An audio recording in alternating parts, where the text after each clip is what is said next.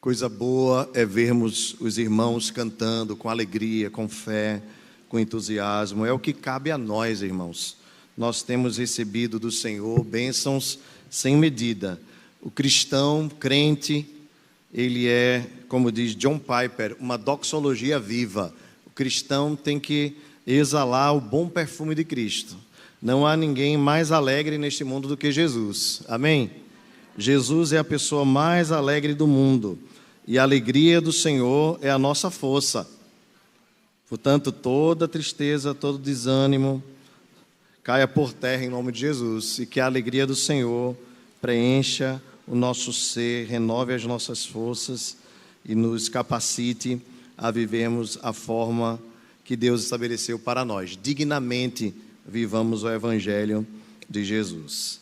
1 Samuel, capítulo 1. Queridos irmãos, esta mensagem faz parte da nossa série de exposições nos livros de 1 e 2 Samuel, onde nós estamos estudando sobre o governo soberano do Rei dos Reis, ele que é Senhor absoluto sobre tudo e sobre todos.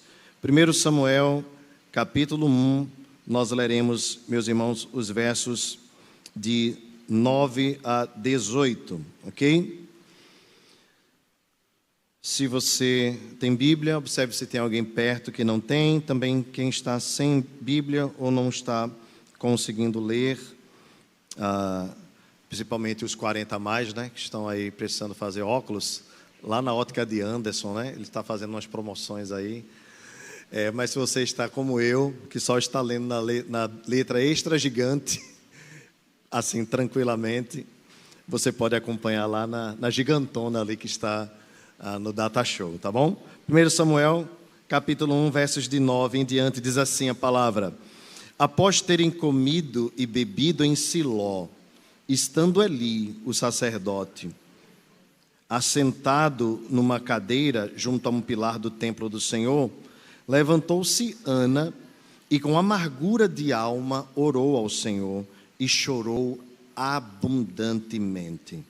E fez um voto, dizendo: Senhor dos exércitos, se benignamente atentares para a aflição da tua serva, e de mim te lembrares, e da tua serva não te esqueceres, e lhe deres um filho, varão, ao Senhor o darei por todos os dias da sua vida, e sobre a sua cabeça não passará navalha. Demorando-se ela no orar perante o Senhor, passou Eli a observar-lhe o movimento dos lábios. Porquanto Ana, só no coração falava, seus lábios se moviam, porém não se lhe ouvia voz nenhuma. Por isso Eli a teve por embriagada e lhe disse: Até quando estarás tu embriagada? Aparta de ti esse vinho. Porém Ana respondeu: Não, Senhor meu. Eu sou mulher atribulada de espírito. Não bebi nem vinho, nem bebida forte, porém venho derramando a minha alma perante o Senhor. Não tenhas, pois, a tua serva por filha de Belial, porque pelo excesso da minha ansiedade e da minha aflição é que tenho falado até agora. Então lhe respondeu Eli: Vai-te em paz, e o Deus de Israel te conceda a petição que lhe fizeste. E disse ela, ache a tua serva mercê diante de ti. Assim a mulher se foi seu caminho e comeu, e o seu semblante já não era triste. Amém? Vamos orar mais uma vez. Senhor, obrigado por tua palavra, pelo privilégio de podermos abri-la, Senhor, e nesta noite com muita esperança, ó Deus, com muita fé no coração, cremos que o Senhor falará conosco por meio dela. Por isso nós te pedimos, ajuda-nos a entendermos a tua palavra, abre os nossos corações, abre as nossas mentes para que possamos compreender a beleza do Evangelho, desvenda os nossos olhos para que possamos enxergar as maravilhas da tua lei, em nome de Jesus. Amém e amém. Meus queridos irmãos, Deus ouve o clamor dos seus filhos. Deus tem prazer na oração do seu povo. Se nós lembrarmos do início da criação, após o Senhor ter criado a coroa da criação, de todas as criaturas, a mais bela e a mais importante, o ser humano, a Bíblia diz que o Senhor descia para o jardim para encontrar-se com o homem ao cair da tarde. O nosso Deus é um Deus de relacionamentos. Hoje pela manhã, o reverendo Joselito, lá em Abreu e Lima, nos edificou com uma mensagem no Evangelho de Lucas, no capítulo 14. E eu fiquei assim maravilhado com a mensagem, porque ao final ele usou um texto do apóstolo João, quando Jesus diz para ele: Pedro, tu me amas? Apacenta as minhas ovelhas. E ali ele fez uma aplicação que esmagou o meu coração, quando ele disse que antes do Senhor chamar Pedro para apacentar as ovelhas, ele chamou Pedro para amá-lo, para um relacionamento. Queridos irmãos, esse é um grande desafio que nós temos, não apenas pastores, mas todos nós que trabalhamos na casa do Senhor e que caminhamos na jornada cristã. Não perdermos de vista o mais importante: Deus quer se relacionar conosco.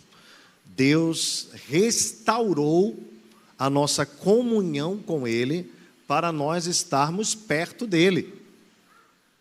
Então, quando Ele estabelece a comunhão, Ele estabelece o meio para essa comunhão. E um dos meios mais importantes da graça de Deus para nós nos aproximarmos do Senhor é a oração. Só que, perceba bem, observe a sua própria vida. Quando as coisas estão caminhando muito bem, quando está tudo dentro dos conformes, quando, segundo a sua perspectiva, tudo está dando certinho, você já percebeu que nós somos inclinados a orar menos?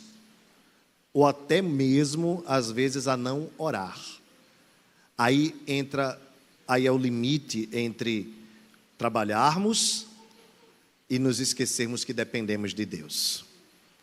Martim Lutero dizia: orare et labutare, oração e trabalho.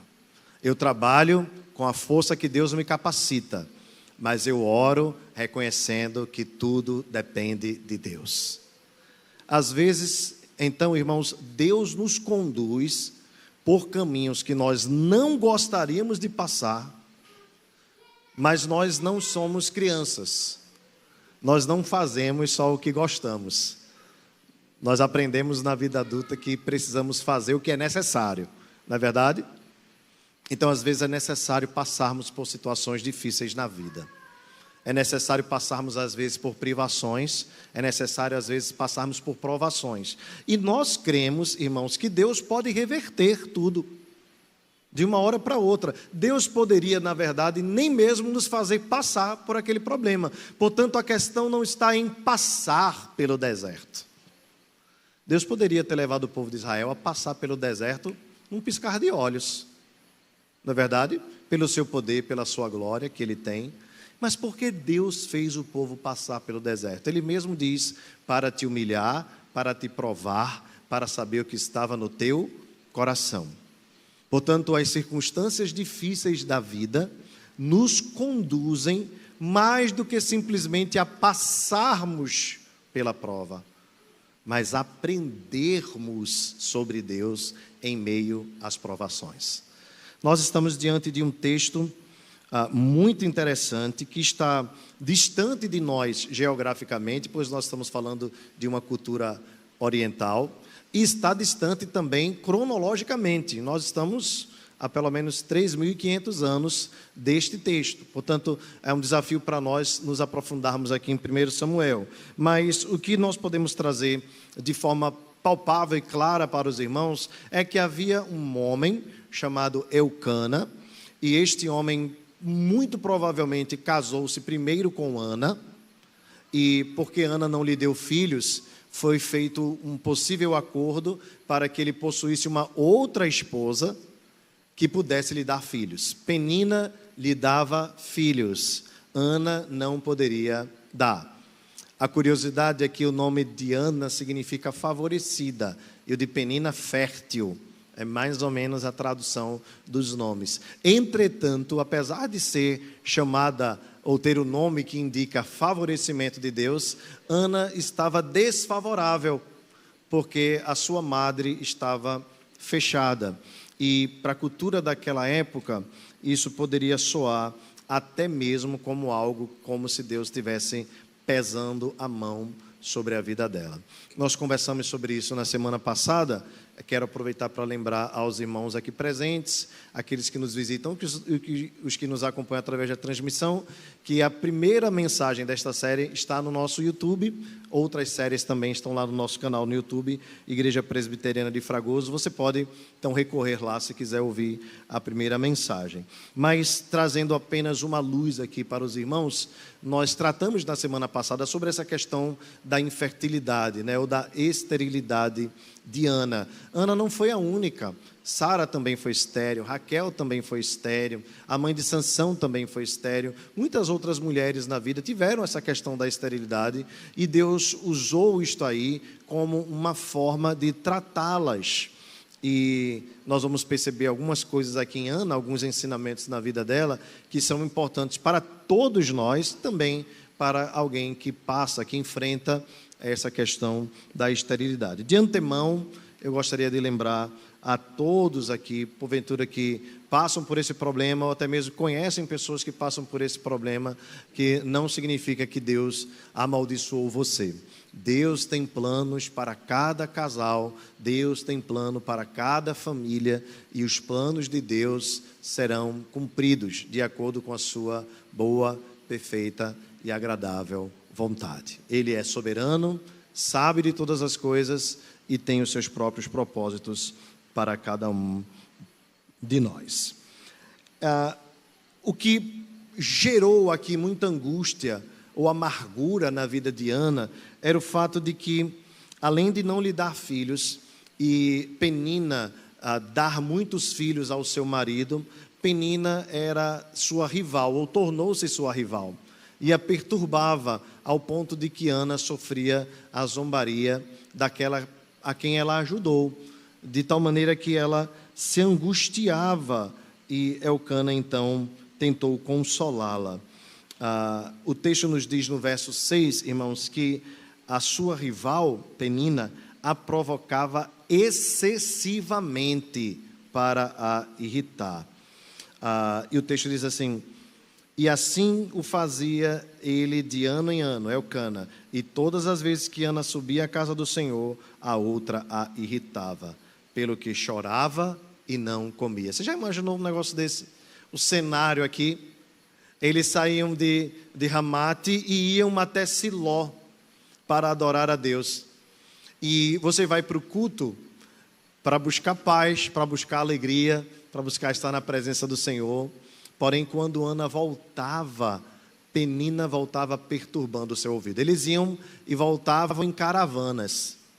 E quando a caravana voltava, aquilo ali se tornava o momento mais angustiante da vida de Ana. Aqui, irmãos, é apenas um parênteses, não é o foco da mensagem, está inclusive nos versos da mensagem anterior. Eu tenho dito aos irmãos e repito: igreja é lugar de paz e não lugar de contenda. Você imagina como Ana subia para adorar a Deus, sabendo que ia ter que estar ali junto com Penina, O culto se tornava amargo, azedo, porque ao invés de ser um local de paz e de você voltar jubiloso, Ana voltava triste, porque a Penina aproveitava aquele momento, exatamente aquele momento, para perturbar a vida de Ana. Porque o culto, irmãos, muito provavelmente, porque no momento do culto se ofereciam as ações de graças no templo. E Penina, então, talvez se utilizasse da bênção que Deus concedeu a ela, os filhos, para perturbar a sua rival que não tinha filhos. E aqui, meus irmãos, a gente fica pensando no seguinte: nem o ambiente religioso, nem o ambiente de culto está isento de gente maligna, de gente que às vezes não tem interesse na vida em paz, na vida em comunhão, de gente que não percebe a fragilidade do outro. Você percebe isso? Aqui, a Ana poderia ter recebido de Penina misericórdia, graça. Quem sabe Penina poderia descer do templo junto com Ana, dizendo assim: Ana, se não foi este ano, confia no Senhor, Ele proverá.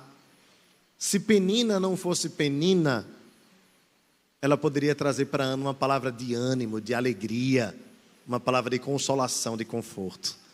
E aqui, irmãos, tirando o fato delas serem esposas, né, do mesmo marido, aqui eu trago para a nossa comunhão, para a nossa fraternidade, como irmãos em Cristo, nós devemos sempre ser misericordiosos uns com os outros.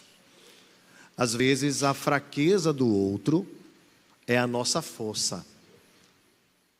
E muitas vezes, ao invés de nós sermos compassivos com quem é fraco, nós nos tornamos orgulhosos porque somos fortes e tripudiamos da dor e da fraqueza do outro. Meus irmãos, não deve ser assim entre nós. Povo de Deus, o local de adoração deve ser um local de incentivo. Deve ser um local onde a gente coloca o outro para cima.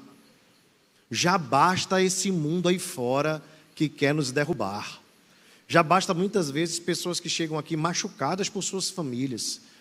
Já basta os traumas que muitas pessoas carregam nas suas vidas, de abandono de pai, de mãe, de rejeição de marido, de esposa, situações das mais diversas possíveis. Queridos, como muitas vezes, nós somos rápidos em criticarmos os outros e não percebermos que, na verdade, essas pessoas precisam da nossa ajuda, da nossa consolação, do nosso encorajamento. Muitas vezes nós queremos que as pessoas sejam semelhantes a nós, né? E aí, ao invés de ver o outro como alguém que precisa de graça, de favor, de ajuda, da mão estendida, do abraço, ao invés de trazermos palavras de paz, de consolação, de encorajamento, nós utilizamos a língua que Deus nos deu para abençoar como um instrumento de maldição, às vezes até de zombaria. Não deve ser assim entre nós. E aqui não confundamos humor com zombaria. Humor é quando todo mundo ri junto. Zombaria é quando, através das nossas palavras, mesmo em tom de brincadeira, ao invés de nós levantarmos o irmão, nós abaixamos. Nós precisamos ter cuidado, irmãos, todos nós precisamos ter esse cuidado. Estávamos conversando agora há pouco na escola bíblica, em nossa sala, quando tratávamos do assunto o orgulho, e foi muito legal, né? Tem sido muito legal o estudo na escola bíblica nesse intervalo até as próximas salas, porque nós refletimos a respeito de um assunto que está tão perto de nós, às vezes nós nem percebemos. Às vezes nós temos orgulho religioso, é um negócio terrível. Quando nós achamos que fazemos bem as coisas, quando nós achamos que somos pontuais, quando nós achamos que somos muito frequentes à igreja, quando nós achamos que somos muito inteligentes, quando nós achamos que temos boa doutrina, que somos bons nisso, naquilo, somos tão bons e às vezes não somos capazes de perceber a dor do outro. Atropelamos como se fôssemos tratores e às vezes em nome do serviço bom e capaz, nós esquecemos de amar o nosso irmão, nós esquecemos de abraçar, nós esquecemos de construir. Precisamos ter cuidado, irmãos. O ambiente religioso, o ambiente cristão, o ambiente eclesiástico, e mais especificamente porque nós não queremos pregar para outras igrejas, nós queremos falar de nós, Igreja Presbiteriana de Fragoso, precisamos, cada um de nós, termos muito cuidado com as nossas motivações, muito cuidado. Nós estamos aqui e não estamos concorrendo a nada, absolutamente a nada. Nós somos aqui irmãos uns dos outros, estamos aqui para estender a mão, para ajudar, para levantar. Você está precisando, eu ajudo. Eu oro por você. Está precisando de uma palavra de consolação. Mas às vezes nós somos rápidos em criticar. Geralmente criticamos as pessoas nas coisas que nós já estamos bem, aí o outro não. Então cuidado, irmãos. Ana subia ao templo para adorar a Deus, Penina ia de lado, e ao invés de Penina levantar Ana diante da sua dificuldade, da sua luta, da sua dor, da sua angústia. Sabe o que é ver uma pessoa para baixo e você dizer assim, eu vou colocar mais para baixo ainda? Penina sabia quem era. Sabia que não era a mulher amada de Elcana. Sabia que nunca ia tomar o lugar de Ana. A única coisa que ela podia fazer é perturbar. E ela perturbou. Meus irmãos, que não seja entre nós assim. Amém, queridos? Que nós sejamos daqueles que levantam e não que derrubam. Cada pessoa tem o seu ritmo. Cada pessoa tem a sua crise. Você está resolvido numa área, glória a Deus por isso. Se seu irmão não está, seja compassivo, misericordioso, seja amoroso. Trate os outros como você gostaria de ser tratado. Amar ao próximo como a si mesmo. Pois bem, Ana não comia, Ana só chorava. Então Elcana lhe disse, por que choras, por que não comes, por que estás triste? Eu não sou melhor para você do que 10 filhos. Aqui uma outra aplicação rápida, ainda da mensagem anterior, tá, irmãos? Elcana, além de ser um excelente marido, também era um homem atento à correção, à repreensão. Aqui está uma palavra tanto de encorajamento, porque nós ocidentais temos muita dificuldade com isto, né? Às vezes a gente acha que correção é uma palavra para derrubar e não para levantar. Para o oriental não é assim. Na perspectiva bíblica não é assim. Tanto que Hebreus diz que Deus só corrige o filho a quem ama. Então, correção, açoite e amor caminham juntos. No mesmo bolo. Aí às vezes nas casas diz assim, meu pai me dava muito amor. É porque deixava tudo passar. E minha mãe cacete. Porque puxava o cinturão e dava lapada. Aí o ocidental faz essa diferenciação, né? Papai é amor, mamãe era lapada. Ou o contrário, né? Na verdade, papai pode estar sendo negligente em corrigir. E às vezes mamãe pode estar sendo exagerada porque papai não corrigiu. Porque as duas coisas caminham juntas. A mão que dá a palmada é a mão que alisa. E é assim que Deus faz conosco. Ele nos ama e nos corrige. Aqui, irmãos, eu chamo a atenção para o fato de que Elcana não apenas estava consolando Ana, mas estava também corrigindo-a. Não era bom que Ana deixasse de comer. Não era bom que Ana ficasse chorando o tempo todo. Há momentos em que os maridos precisam chamar a atenção. As esposas também podem chamar a atenção do marido, mas aqui eu chamo principalmente a atenção do marido. Assumir a responsabilidade e dizer, não chore, levante-se, vamos caminhar, vamos buscar ao Senhor. O verso 9, então, observe comigo, com a sua Bíblia aberta, nos traz algumas lições.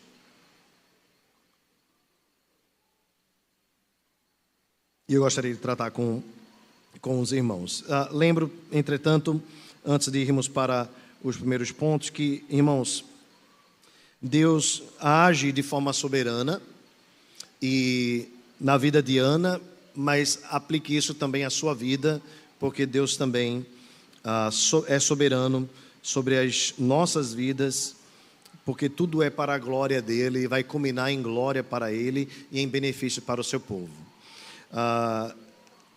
Se tem algo difícil na vida, é nós esperarmos. Há uma musiquinha infantil do Diante do Trono também que diz, temos que aprender a esperar.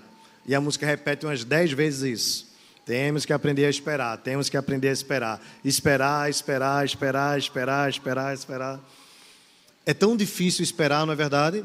Esperar uma resposta quando você deixou um currículo. esperar um diagnóstico quando você fez um exame, esperar a bênção de casar-se ou até mesmo de ter um filho, esperar uma resposta qualquer, esperar talvez um benefício que você deveria receber, uma causa na justiça. Meus irmãos, a espera tem sido um dos meios mais importantes de Deus tratar com seus filhos. Observe Abraão e Sara. Quanto tempo esperaram para a chegada do filho? Observem Raquel, quanto tempo esperou para dar à luz um filho, filho de Jacó, a quem ela amava. Observe também, queridos, que na história, Deus conduz o seu povo a esperar o Messias. Esperar faz parte.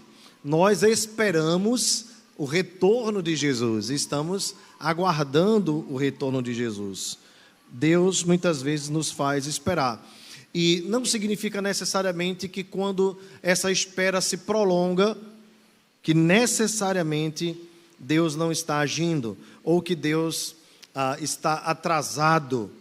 A verdade é que nós precisamos entender que há tempo para todo propósito debaixo do céu. Deus mesmo diz estas coisas. E o que é que nós encontramos em Ana, irmãos? Uma mulher estéril que esperava um filho, que tinha uma rival que a humilhava, que tinha um marido que lhe amava, entretanto ainda sentia o seu coração vazio. A cena a seguir nos mostra algumas outras nuances da oração de Ana, que eu gostaria então de partilhar com os irmãos.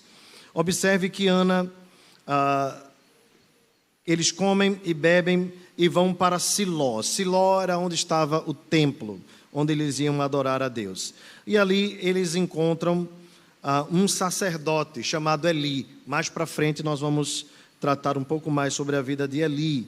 Mas Eli era o sacerdote em Siló e estava assentado numa cadeira. A cena, o drama vai se montando, né, na narrativa do autor ou dos autores, de maneira que a gente consegue imaginar um pouco, né? Ana subindo com Elcana, com Penina e o sacerdote sentado numa cadeira junto a um pilar no templo do Senhor, junto a uma coluna no templo do Senhor. Havia, irmãos, naquele período, uma narrativa que se repetia, que se encontra lá no livro de Juízes, que diz assim: naqueles dias não havia rei em Israel, cada um fazia o que parecia direito aos seus próprios olhos. O cenário aqui neste período era de desordem espiritual, mas ainda assim havia ali um sacerdote chamado Eli. Nesse cenário, então, irmãos, Deus começa a movimentar algo extraordinário através desta mulher chamada Ana. O texto diz, queridos, no verso 10, que Ana levantou-se e com amargura de alma orou ao Senhor e chorou abundantemente. O termo aqui, irmãos, amargura de alma, é um termo comum no hebraico antigo, o termo mara, ou marat, né, que denota a ideia de alguém que está numa angústia fenomenal, numa angústia abundante, numa angústia arrasadora. O seu coração, a sua mente, as suas emoções estavam devastadas. Talvez você já tenha passado por alguma situação assim, onde tudo desce amargo, onde não dá vontade de comer, não dá vontade de dormir, não dá vontade de nada. Nós não temos, irmãos, aqui na Escritura toda, né, muito menos no Antigo Testamento, a alusão ao termo depressão. mas pelos sintomas aqui, nós podemos imaginar que ela estava enfrentando uma amargura tão grande de alma, um desalento tão grande, semelhante a alguém que estava num estado deplorável emocionalmente, talvez numa espécie de depressão, de amargura muito grande. Irmãos, os filhos de Deus também enfrentam situações de amargura. Talvez esse seja um dos grandes erros do evangelicalismo brasileiro nos nossos dias. Ao evangelizarem as pessoas, apresentam um cristianismo triunfante aqui na terra ainda. Como se as pessoas não fossem passar por problemas, não fossem enfrentar tribulações, não fossem passar por momentos difíceis. É apenas aquela história de venha para Jesus e a sua vida vai se tornar uma maravilha. Mas nós estamos aqui confirmando na Escritura que mesmo a vida de gente piedosa, de gente que ama a Deus, que busca a Deus, pode estar repleta de aflições. Os cristãos podem passar por momentos de amargura. Entretanto, o que nós aprendemos com Ana é como lidar com a amargura. Se por um período Ana ia a Siló, ia e voltava, amargurada de alma, e não buscava ao Senhor como deveria, apenas se lastimava pela sua tribulação, nós vemos a coisa mudando, muito provavelmente, depois da palavra de Elcana. Vejam, irmãos, que coisa impressionante. Deus usa o marido de Ana. Os textos estão correlatos. A narrativa é sequenciada. O texto diz que Elcana disse para ela: por que choras, por que não comes, por que estás de coração triste? Não te sou eu melhor do que 10 filhos? Aí o texto diz: após terem comido. E no verso 10 diz: levantou-se Ana com amargura de alma e orou ao Senhor. Meus irmãos, como uma palavra de exortação tem o poder de transformar a vida de alguém, não é verdade? E a palavra de Elcana foi: você precisa buscar ao Senhor. Elcana era um homem piedoso. Elcana era um homem piedoso. Meus irmãos, quando alguém, ao ver sua crise, sua tristeza, mandar você buscar ao Senhor, você está do lado de alguém que é amigo. Porque se tem uma palavra que nós precisamos ser lembrados ao nosso coração, é a importância de derramarmos o nosso coração perante o Senhor. É diante dele que nós deixamos as nossas queixas. Não adianta ficar sem comer. Não adianta chorar por chorar. Nós precisamos aprender a chorar aos pés do Senhor. Nós precisamos aprender a chorar aos pés da cruz. Nós precisamos aprender a coisa certa. O choro do crente não é um choro qualquer. O choro do crente é um choro aos pés daquele que pode transformar todas as coisas, daquele que pode mudar o cenário, daquele em quem nós podemos confiar, depositar a nossa esperança e descansarmos os nossos corações, as nossas mentes, a nossa alma para a glória de Deus.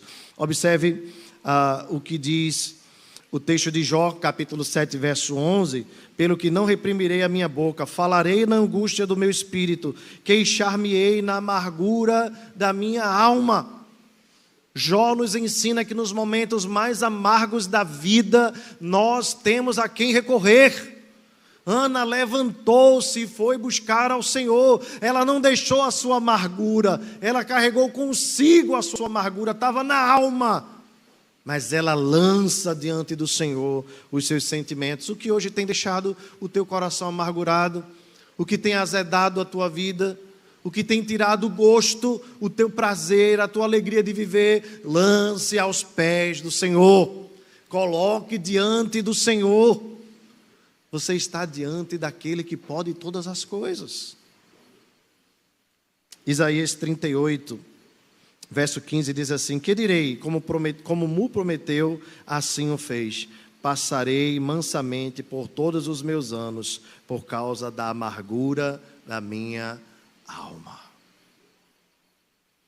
Meus irmãos, a dor não é uma exclusividade dos ímpios. Os crentes também passam por dores. Os cristãos também passam por tribulações. A questão, irmãos, é que nós sabemos a quem recorrer. Nós sabemos diante de quem nós podemos chorar. Nós sabemos diante de quem podemos derramar a nossa dor. E observe então como Ana se dirige ao Senhor. O texto diz que ela chora abundantemente. E Ana diz assim, no verso 11: Senhor dos exércitos. E fez um voto, dizendo: Senhor dos exércitos. Irmãos, essa expressão, Senhor dos exércitos, ou Yahvé Sabaoth, ela é encontrada pela primeira vez aqui na Escritura, neste texto de Samuel. É Ana quem profere isso, declarando o senhorio de Deus. Nós estamos tratando nessa série do governo soberano do Rei dos Reis. E exatamente no primeiro capítulo, Ana se dirige ao Senhor dizendo: Tu és o Senhor dos exércitos. Os exércitos poderiam ser aqui os exércitos dos povos e até mesmo o exército dos céus. O que Ana está declarando é: Senhor, Tu és soberano sobre tudo e sobre todos. Meus irmãos, que oração de Ana! Que oração profunda! Não é uma simples palavra, Senhor dos exércitos. Com esta palavra, Ana está declarando: Senhor, eu me dirijo a Ti, porque eu reconheço que sou pequena. Reconheço que apesar de ter o nome de favorecida, eu tenho sido desfavorecida.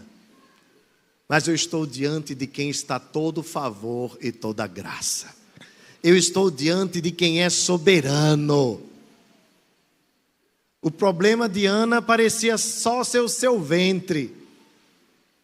Mas na verdade Deus estava usando o ventre de Ana, não apenas para tratar a vida de Ana, mas para levantar um sacerdote que seria uma bênção para Israel e uma bênção para todas as nações, Samuel. Ana estava achando que o negócio era com ela, mas o plano de Deus era muito maior, muito maior. Por meio de Samuel, Deus iria alcançar muita gente para a glória dele mesmo. Meus irmãos, às vezes nós não temos dimensão de como Deus usa as nossas tribulações para abençoar vida de pessoas que nós nem imaginamos.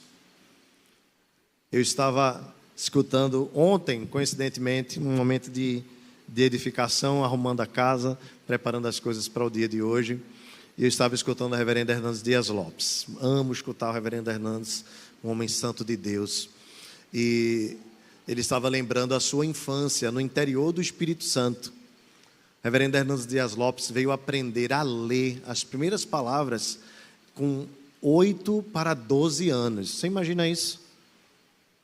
Ele nunca tinha visto nada na vida, morava no interior, uma vida paupérrima. Às vezes, segundo ele, procurava sal para comer, açúcar para comer, farinha para comer. E indo para a escola, a professora viu a motivação dele, o quanto ele gostava de aprender.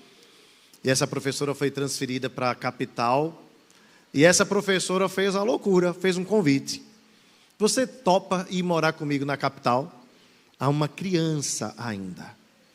E aquela mulher ajudou na educação dele, até que o reverendo Hernandes Dias Lopes terminou o ensino médio, cursou teologia, ainda fez alguma outra coisa, cursou teologia, e este homem é hoje um dos teólogos mais importantes do país.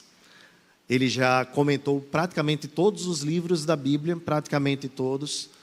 Tem livros dele por aí, certamente o maior pregador do Brasil hoje é o reverendo Hernandes Dias Lopes. E vejam, irmãos, às vezes nós não entendemos as tribulações lá no começo. Às vezes nós não entendemos as privações lá no começo. Às vezes nós não entendemos os caminhos de Deus. e até onde Deus quer conduzir-nos. E a história do reverendo Hernandes é que ele só descobre depois que já está no seminário, se não me engano até ordenado, que ainda quando era bebê, mesmo sendo uma mulher muito pobre, a sua mãe era uma mulher muito crente e fiel a Deus, e o consagrou ao Senhor, dizendo assim: Senhor, este menino vai ser um pastor. Você imagina isso, irmãos? Deus tem os seus caminhos, queridos. Deus tem os seus planos, as suas veredas. Seus pensamentos são maiores que os nossos. Os seus planos são maiores do que os nossos. Muitas vezes nós estamos enfiados na tribulação e pensamos que é tribulação por tribulação. Mas não é mera tribulação. É Deus moldando o caráter. É Deus trazendo experiência. É Deus preparando coisas maiores e melhores para a glória do seu nome. E aqui eu não estou falando de dinheiro, aqui eu não estou falando de prosperidade financeira, aqui eu estou falando de conhecimento e intimidade com Deus.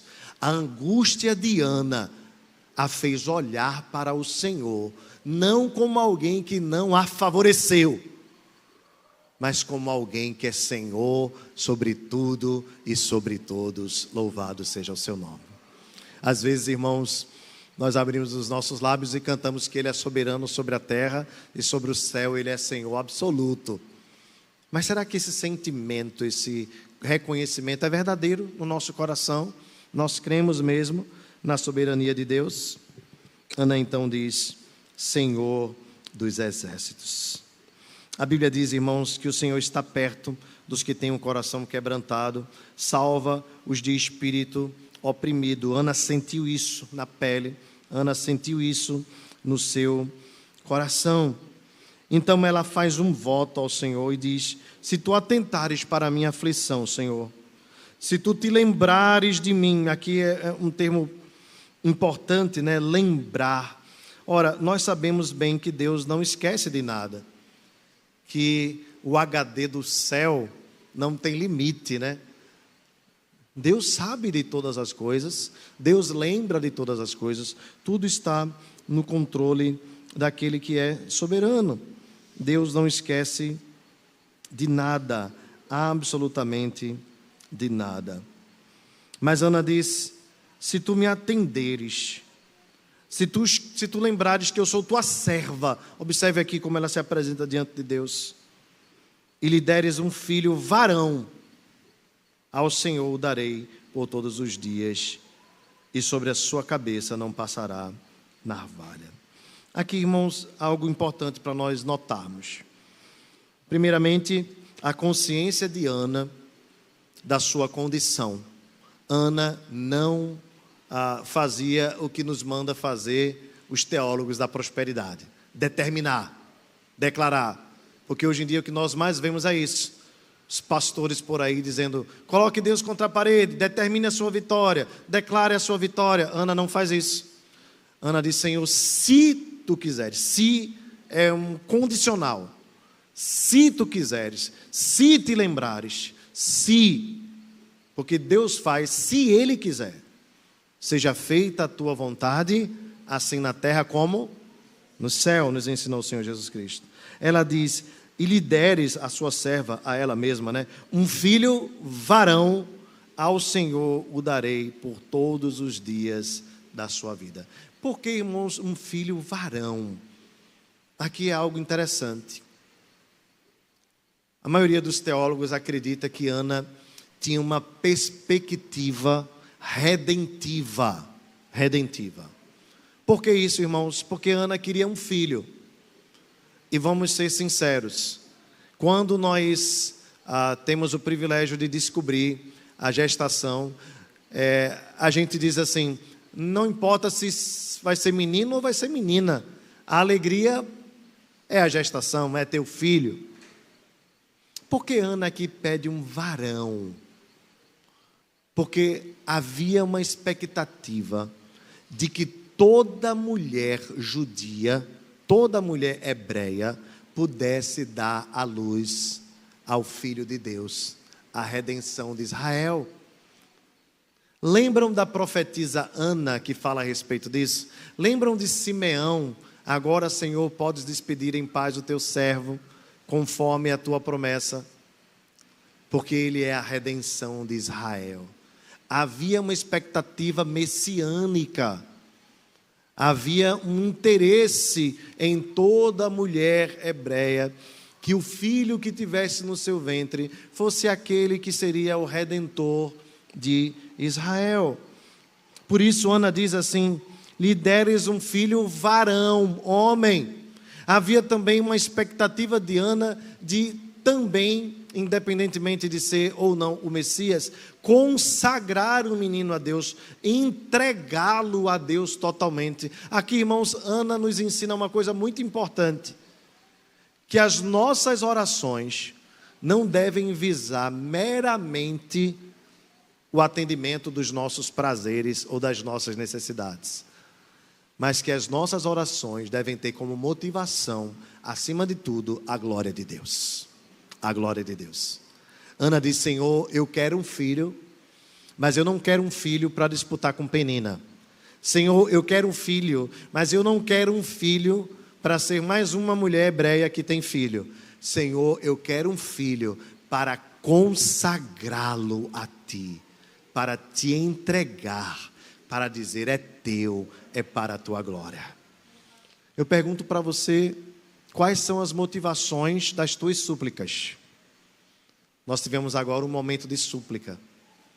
E às vezes as nossas petições são apenas para os nossos prazeres. E a Bíblia diz: pedis e não recebeis, porque pedis mal, para vos regalares. Às vezes, irmãos, as nossas petições são apenas para o atendimento daquilo que nós queremos, das nossas necessidades. Meus irmãos, que os nossos pedidos sejam para a glória de Deus. Senhor, eu quero comprar um carro, mas eu quero comprar um carro para, com este carro, glorificar o Teu nome. Amém, irmãos? Senhor, eu quero a minha casa própria. Eu vou lutar pela minha casa própria, porque eu quero, com a minha casa própria, servir ao Senhor. Senhor, eu quero passar num concurso. Senhor, eu quero uma promoção no trabalho. Senhor, eu quero a prosperidade da minha empresa, porque através da prosperidade da minha empresa, eu farei o Teu reino também prosperar. Você já pensou sobre isso? Que consagrar a Deus não é só passar 2 horas no culto? Que uma vida consagrada a Deus é melhor do que 2 horas de culto consagrados a Deus? Irmãos, Deus não se impressiona com 2 horas de culto. O grupo de louvor pode ter a melhor performance, a igreja pode cantar mais bonito que for. Se o nosso coração, o nosso íntimo, não for verdadeiramente consagrado a Deus, só vai ser uma aeróbica litúrgica. Deus quer o nosso coração, a nossa vida consagrada a Ele. Os seus pedidos objetivam o quê? Pedis e não recebeis, porque pedis mal, para vos regalares. Meus irmãos,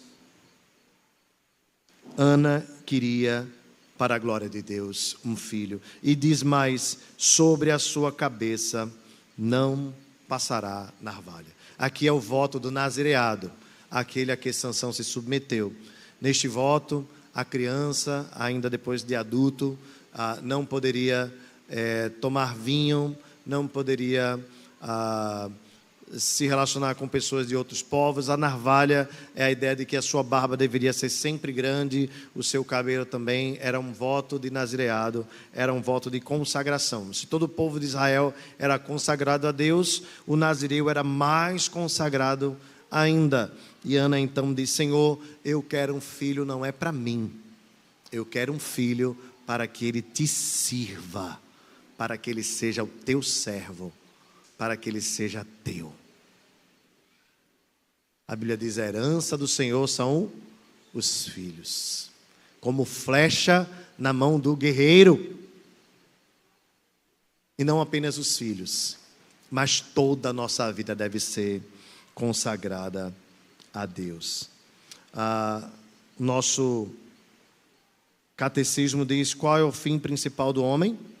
O fim principal do homem é glorificar a Deus e gozá-lo para sempre. Vamos repetir? Qual é o fim principal do homem? O fim principal do homem é glorificar a Deus e gozá-lo para sempre. Meus irmãos, se não for para viver para a glória de Deus, não há nenhum sentido viver. E aqui, irmãos, eu vou encerrar agora.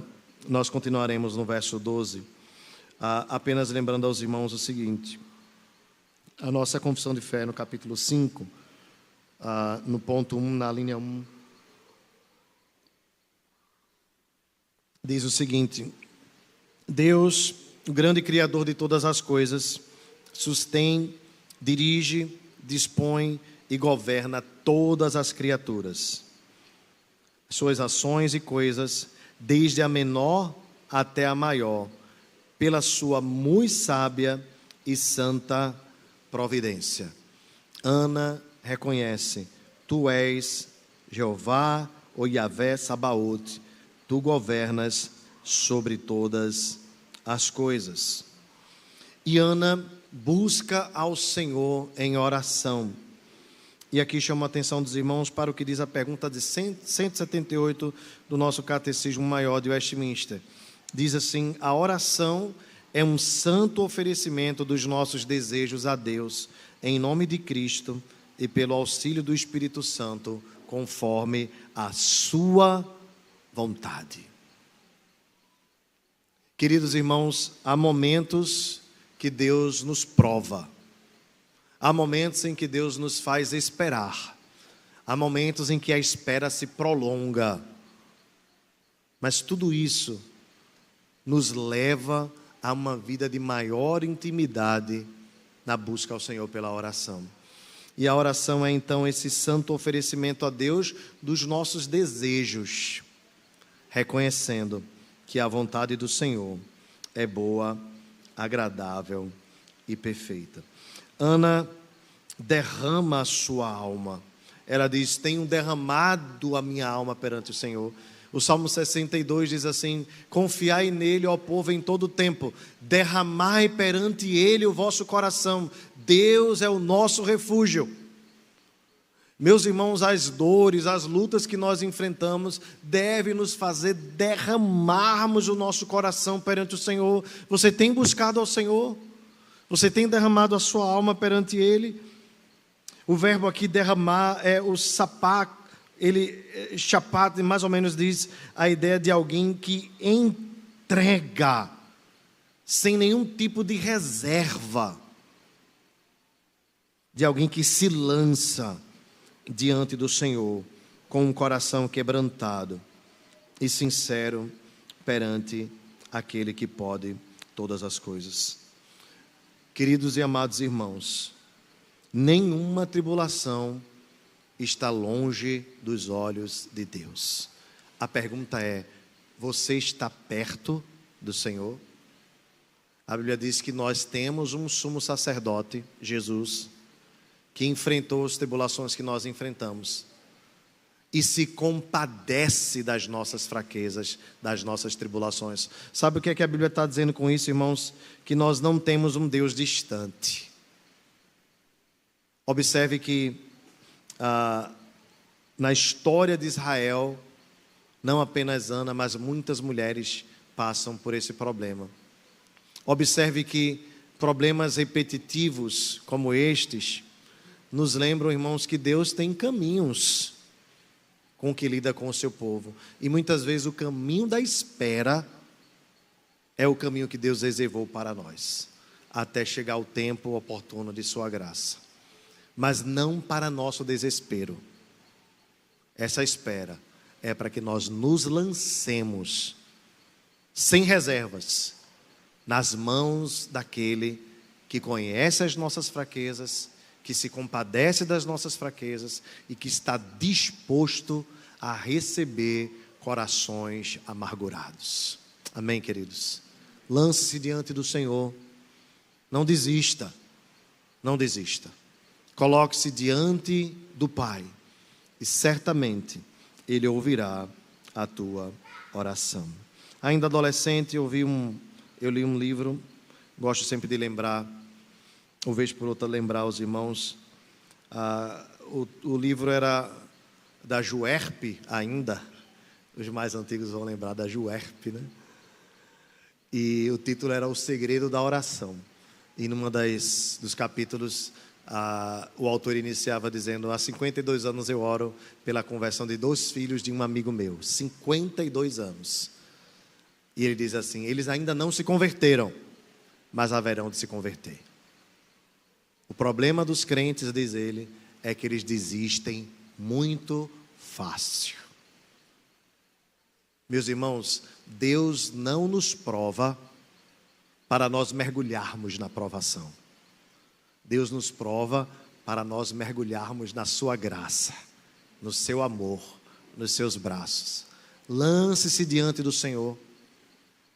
Pare de tentar resolver com a força do seu braço. Observem, vocês vão ver a história mais para frente. Mas enquanto Ana chorava, não comia, se lastimava, nada acontecia.